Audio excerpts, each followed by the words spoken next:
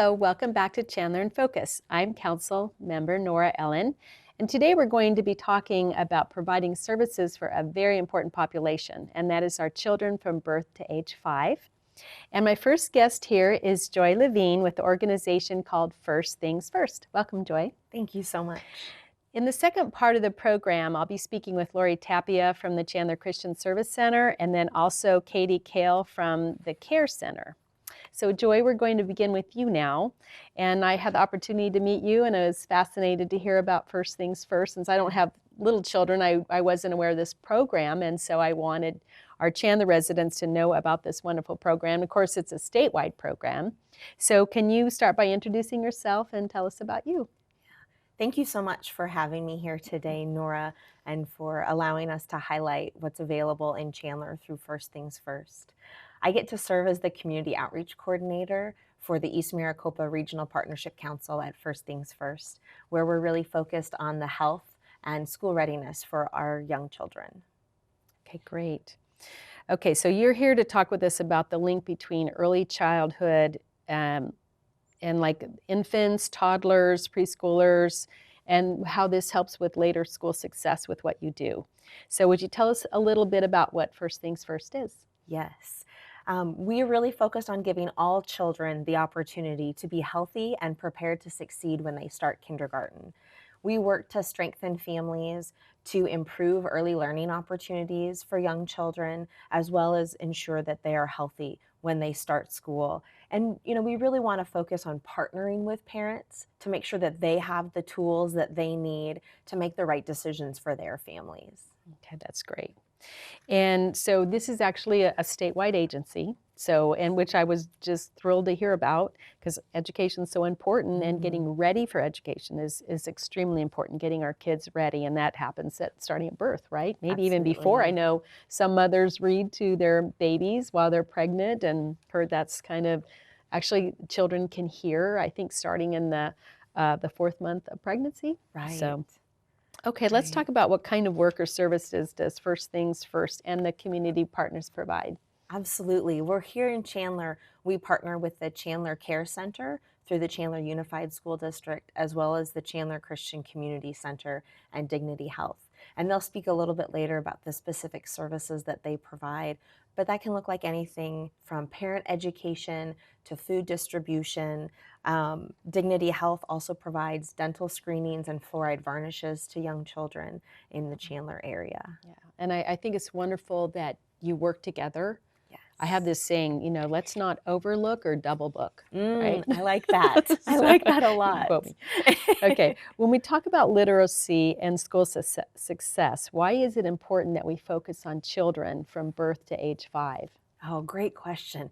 About 90% of a child's brain is gone through its critical development before they enter kindergarten by the age of 5. And that's a significant amount of growth and development. And so it's really important that parents and caregivers are introducing children to language and to books at a very early age to really prime the brain to learn how to read and write once they start school. Early experiences that children have really can shape their success, not only in school, but in life.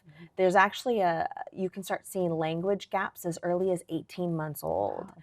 And there's a correlation between language acquisition for children who are 3 and 4 and their reading levels at 9 and 10 years old. So we really want to make sure that we're priming the brain with lots of language, lots of experiences, and a really wonderful nurturing relationship with their parents and caregivers.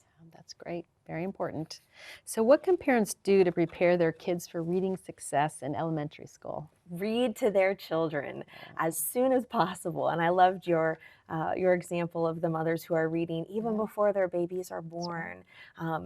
Children as young as six hours old can actually identify their mother and their father's voices.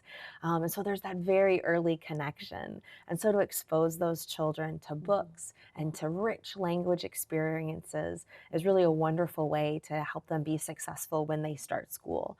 It doesn't have to be a long time, just 20 or 30 minutes throughout the day Mhm. really makes a significant difference.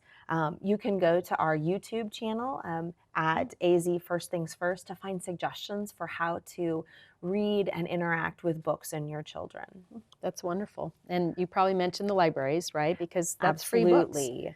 And yeah, Absolutely. so you don't have to go out and buy a bunch of books or trade with trade with your friends. Library, there's a Right. lot of ways to get books, and I think even if a person has an iPad or a tablet, there's now a lot of free ebooks, and I think the library provides that too. So it's not doesn't have to be a big expense, No, not right? at all. Yeah, the Yeah, libraries are a wonderful resource. And yeah, children learn so much through repetition that you can read the same book for a year yeah, and your child is going to be excited to open that book. You, as a parent, may not always be right. excited to open that book, but that's really building the neural connections for those children in their brains to read the same book Is over and that right? over. Well, interesting. Well, good. Yeah. Glad you brought that up. What else can parents do to encourage early literacy? Sharing books and reading stories obviously provides a wealth of opportunities, but so does so many day to day experiences. Mhm. In a trip to the grocery store, I know of a mom who will play a treasure hunt game with her children and encourage them to find different shapes and colors as they're traveling through the grocery store. Other parents make sure that when they're driving in their car, they're singing or they're talking. Mhm. Maybe they're pointing out different things on their drive, billboards, trees, that kind of thing. All of those experiences Mhm. are really language acquisition and are priming the pump for literacy once they start school. Mealtime, bedtime, bath time are wonderful times for parents and children to really connect and to share some language, to share stories, and to share experiences. Right, because they can make up their own stories, right? Absolutely, absolutely. Open up your favorite book and have Right. your child explain what's going on in that first page back to you and have them tell you the story. Yeah, great Children idea. love to do that, and that Yeah, imaginative play is really important for their development. yeah, how cute. Okay, what about parents who aren't at home? What can they do? Absolutely. A lot of families don't have the opportunity to have one parent at home with their child during the day. But as long as those parents are looking for high quality learning environments that really ensures their children have a wonderful, positive experience. Some of the work of First Things First is to actually connect with those early learning environments, those child Right. care centers and preschools to make sure that teachers have the education that they need. They know how to care for and relate to young children, that they've got opportunities to go to college where they can really be educated in how to best care for and educate young children. Mhm. It's also important for parents who are looking at an early learning center to ask about things like what's the teacher to child ratio? How many Mm. children is one teacher going to be responsible for? How many children are going to be in a particular room? All of those things Mm. impact the quality of care. Another thing for a parent to look at is what's the learning environment like? Is it built for children? Is it friendly for children? Are bookcases on the ground? Are are toys readily available for children to look at and play with, or do they have to get a teacher pulling something from a high shelf? Those are some other things that a parent can look at. And there's plenty of other suggestions at our Quality First AZ website to really guide parents in how to make the right choice for their family. Good, good. And so that's great. So this is all on your website of these Absolutely. suggestions of where to find, what to look for. Yes. Yeah, because when I was a single mom, so I had to put my kids in daycare, and I, went somewhat by price, didn't know to ask those questions. I was Right. fortunate; they were in a good place. My son came home and had all these math things memorized and was doing a play with Pinocchio. So Oh, I was fortunate, but you really do need to research that out, and it doesn't take long to research it out, and then your child is there for a long time, so it's right. worth just taking those few extra moments. Right, exactly. What are some tips you can offer parents to help prepare their children for kindergarten this summer? Oh my goodness, there's so many opportunities this summer. Obviously, reading, we want to make sure that every child is being read to about 20 minutes a day, and that can be scattered throughout the day. It's also really important to start building in those routines that children are going to need to be successful in kindergarten. So, meal Mhm. times, bedtimes. It's great to encourage a child to help you clean up the toys so that they're used to putting things back where they found them, because that's a skill that they're going to need in kindergarten. Yeah. Another way that you can build in kindergarten readiness with your child is to allow them to write and scribble and color on pieces of paper, whether they're using crayons or pencils, something that's obviously age appropriate for that child. Those things really build the strength and the muscles for being prepared to hold pens and pencils later, and also hopefully gives them an enjoyment of creating something on their own. So those are some ways you can do that. It's great to also start pointing out what the routines might be like in kindergarten. So maybe do a practice drive or to the kindergarten location, start pointing out, we're going to drive this way when you start kindergarten, or we're going to take this bus when we're going to kindergarten, so they get used to that.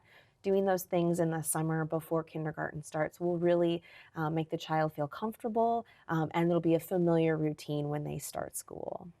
Good, very good suggestions. What services are available in the Chandler area, families with young children? Yes. So at the Chandler Care Center, as well as at the Chandler Christian Community Center, there are parent education classes.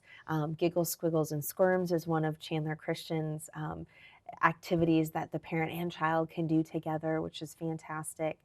It's really important as they're preparing for school to make sure that your children are healthy, that they visited the doctor, all of the immunizations, as well as just kind of their developmental levels you've talked with your doctor about how they're doing. So you would definitely want to make that appointment before a child is starting school. Okay, great.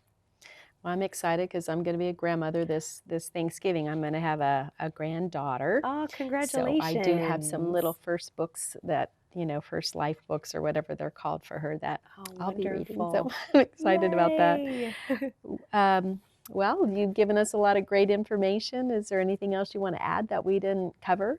Oh, I just want to encourage parents to play with their children. Mr. Rogers used to say that play was the business of children. It's their work. And so, especially in the summer, use this opportunity to play and explore your world, your home, your library, maybe your community pool with your child, and to really let them guide the play opportunity, especially if they're nearing kindergarten. Ask them what they would like to do. Ask them to tell you stories about what they've experienced. Play is so important for young brains as they're growing and developing and getting them ready for school success. Okay, and it's interesting today because we're a technology society. And any thoughts about that, is what parents can do to balance that out with being on the games or technology, or any thoughts about that? That's a great question. And I think a lot of parents, especially of young children, struggle with that because there's so many opportunities that look like they would be really fun for young children. And yet there's that question of, oh, is this the right amount? Is this too much too early? How much time? All wonderful questions to be asking. And mostly when it comes to technology, the rule of thumb is to introduce it to your child with them. So whether it's a TV show or a game on the iPad or some kind of learning experience that's digital, do it with them instead of using that as an opportunity maybe to go do the dishes or babysit. Right. But to really engage with your child. So then your child will link that digital experience with a connection with their parent. So doing that together, I think, is really important. And I think that's probably kind of the across the board recommendation, is those should be experiences together, just like the other experiences that are happening in a child's day. Okay, very, very relational. Just Absolutely. all day long, including them in on conversation, activity. Yeah. It doesn't even really take a lot of extra time. And it does good for our soul, all of us, even parents. Absolutely. Well, Joy, thank you for meeting with us. This was great, and I'm so glad I ran into you. We ran into each other at another education event. Yes. And I was so glad that we had that happen. So we're going to take a short break, and we'll be back with 2 other guests. It's going to be a hot one out there today. Stay cool.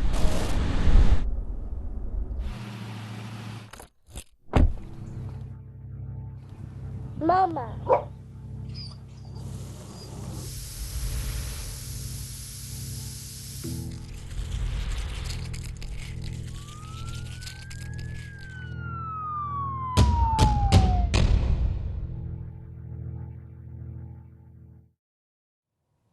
Welcome back. My guests with me now are Lori Tapia from the Chandler Christian Community Center and Kahle from the Care Center. Thanks for joining me today. Thank you for having us. Let's have you both introduce yourselves and the organizations that you represent. We'll start with Lori. Thank you for having us on the show today. My name is Lori Tapia, and I'm the director of the Family Resource Center for Chandler Christian Community Center. And I'm Kahle. I'm the director of the Chandler Care Center. We are a program of the Chandler Unified School District.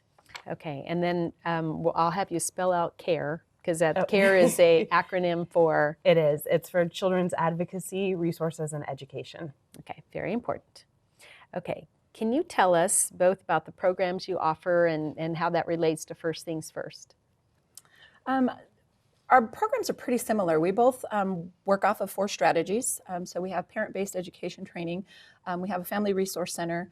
We do health insurance enrollment and services around healthcare. And then we also have food securities.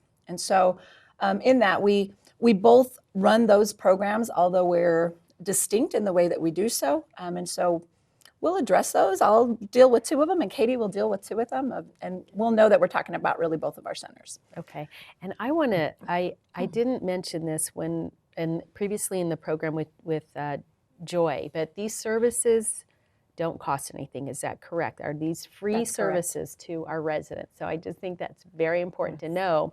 They're free services. You know, please tell your friends about these services. And even if, I don't have young children, but I'm going to tell other people about these services. So I just want to clarify that. If people hear health correct. or anything, this is all free. Yes. So, yeah. okay. All the resources at both of our centers actually are free of charge, and the services that parents bring their children in for, oftentimes we also provide free childcare for the parents to make it easier for them to come and not have to find alternate care for their children. Okay, that is very important.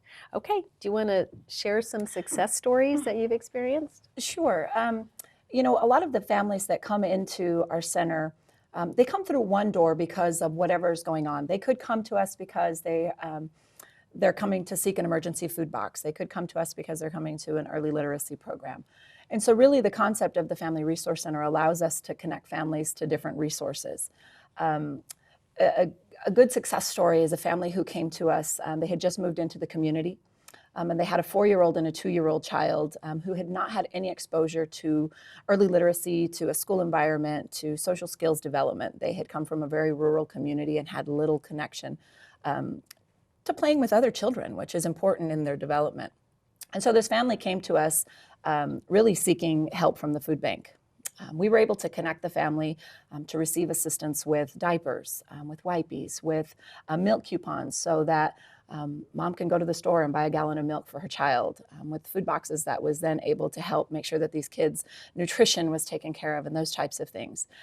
In the food securities dynamic, one of the things that we've implemented at the Chandler Christian Community Center is that every family that comes in with a child under 5 receives a free book.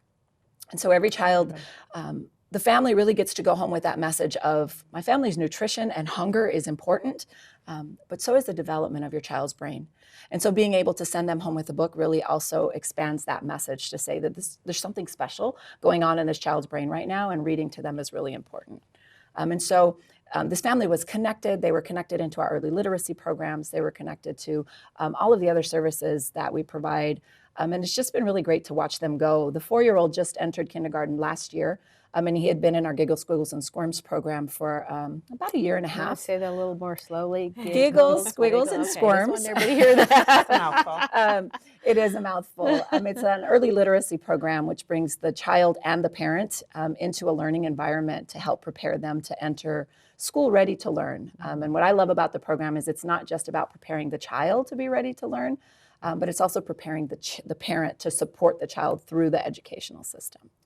And so the family connected. The 4-year-old, when he was ready to go into kindergarten, he tested above kindergarten level. Fantastic. And for a child not having any exposure to, in a year and a half, testing kind of above what was expected of a kindergarten, really just says a lot about what can happen for a family when they're embraced by an organization or a program that just really loves on them and cares for them.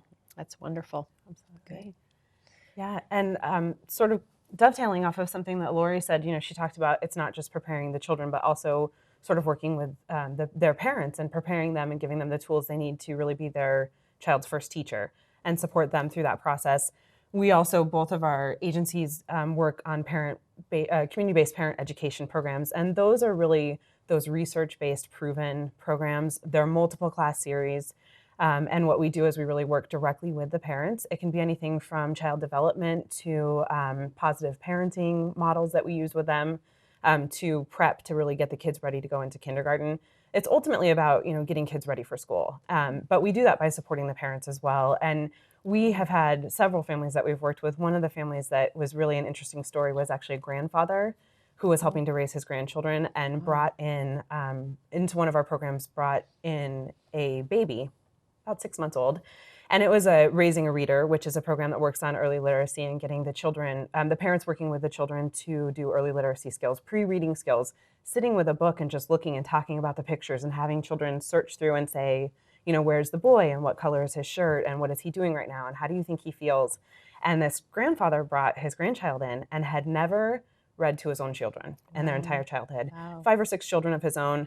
And so he, by the end of the second class, was laying on the floor with the baby, holding a book up, reading to the baby. And that was just a really special moment for him to have. And he commented to, our parent programs coordinator that it wasn't even something he thought about when his kids were little. And to really see how his grandchild engaged in a book at 6 months old was really powerful for him. So those kind of programs I think really make a difference because they do give the parents and the grandparents a feeling that they have a very, very important role in their child's life and that they can really help support them and get them ready for school in many ways. So we also provide that. And, Lori also mentioned earlier the health aspect, and both of our agencies do health insurance enrollment.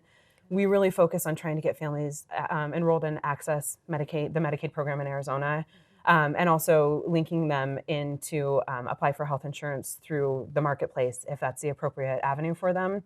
And that's a big area for us. We provide those services in both English and Spanish, as well as actually all of our services at both of our programs are provided bilingual, really to meet the community needs. So we're able to help families enroll in those programs.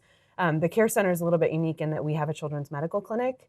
So we can provide no-cost medical services to children that live in the city of Chandler or go to one of our district schools if they don't have insurance. So in the interim, while they wait to get insured, we can provide those services if a child, gets ill, has an ongoing medical problem, or just needs a well check. So it's nice to be able, as Lori said at the beginning, the nice thing about Family Resource Centers is that we take them when they come in for one thing, and we're able to wrap other services around them and really make sure that we're addressing the full family's needs. It may be a small child that comes in for one issue, but if we can address the whole family's needs in whatever way possible, and if we can't address them, we work really closely together and we work with a lot of other agencies in the area, so then we can give them those resources and those warm handoffs to those agencies to make sure that we're meeting all of their needs. That's wonderful. Very important because it's a child has to feel good to be able to learn. Absolutely. And it's interesting too. Our children will learn from us whatever we're doing, so why not learn some good things that'll help them get ready for school, right? Yes. Okay, we have a couple of minutes left here. How can someone reach you or learn more about the programs you're offering? So you can learn more about Chandler Christian Community Center on our website. It's www.chandlerfoodbank.org. And on that website, you have information about the food bank.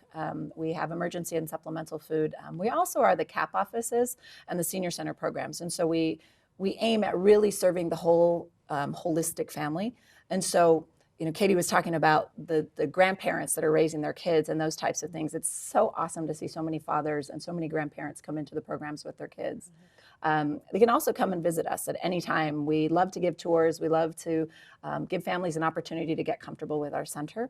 But usually the website is the first place to start. We also have a website, of course. It's www.chandlercarecenter.com. And we, if that's too much to remember, we can be found through the Chandler Unified School District's website. We're on their homepage on the right-hand side. And then in addition, we have a Facebook page and we have a Twitter account. So we do post pictures, updates, our calendar of events, programs, and services all of those pieces are updated really regularly through that. We do find that a lot of people are, interested in finding us through social media these days. So Yep. Yes. we have that as a resource too. And of course, as Lori mentioned, Ditto. we always welcome families to come in and just pop in and see what resources we have. If we don't have what they're looking for, we are happy to give them referrals and help them find what they need in the community. Right.